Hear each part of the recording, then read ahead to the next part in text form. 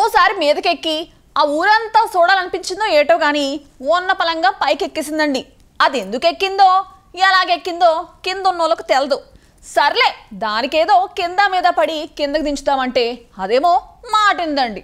O T వెళ్ళి దాన్ని బతిమాలి దించడానికి ట్రై చేద్దామని వెళ్తే నా దగ్గరకు వస్తే దూకేస్తాను అన్నట్టుగా బెదిరించేసిందండి.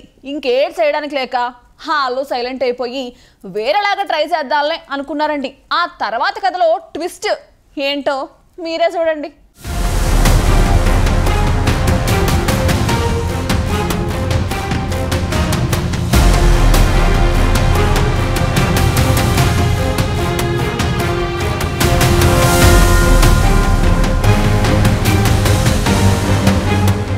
లవ్వు కోసం కొందరు అబ్బాయిలు, తమ సమస్యల పరిష్కారానికి మరికొందరు, నిరసన తెలిపేందుకు ఇంకొందరు.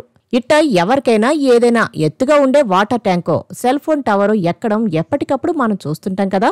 ఇప్పుడు సేమ్ అట్టాంటి సీనే ఒకటి రిపీట్ అయింది. కాకపోతే ఇక్కడ వాటర్ ట్యాంక్ ఎక్కింది మనుషులు మాత్రం కాదండోయ్, ఒక ఎద్దు.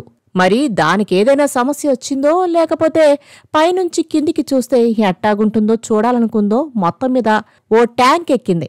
రాజస్థాన్ రాష్ట్రం అజ్మీరాలో టంకావాస్ గ్రామంలో ఈ వింత సంఘటన జరిగింది. ఆ ఎద్దు ఏకంగా 60 అడుగుల ఎత్తైన నీటి ట్యాంక్ పైకి ఎక్కింది. మనుషులైతే బతిమాలో భయపెట్టో కిందికి దించడానికి ట్రై చేయొచ్చు. ఆ మోగజీవిని కిందకి దించాలంటే తల ప్రాణం తోకకు రాకుండా ఉంటుందా? అందుకే దానిని దించడానికి ఏకంగా భారీ క్రేన్ను ఉపయోగించాల్సి వచ్చింది. ఇప్పుడు ఆ వీడియో ఫుల్ వైరల్ అవుతుంది.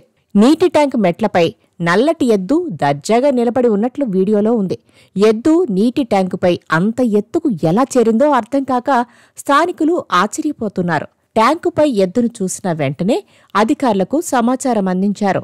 అంతే, అధికారులు పోలీసులు స్పీడ్గా అక్కడకు చేరుకున్నారు. ఓ రెస్క్యూ బృందం ఎద్దు దగ్గరికి వెళ్లడానికి ట్రై చేసింది. ఆ టైంలో అది భయపడి అంత ఎత్తు నుండి దూకేయాలని చూసింది. అంతే, దెబ్బకు ఆ బృందం తమ ప్రయత్నాలను ఆపేసింది.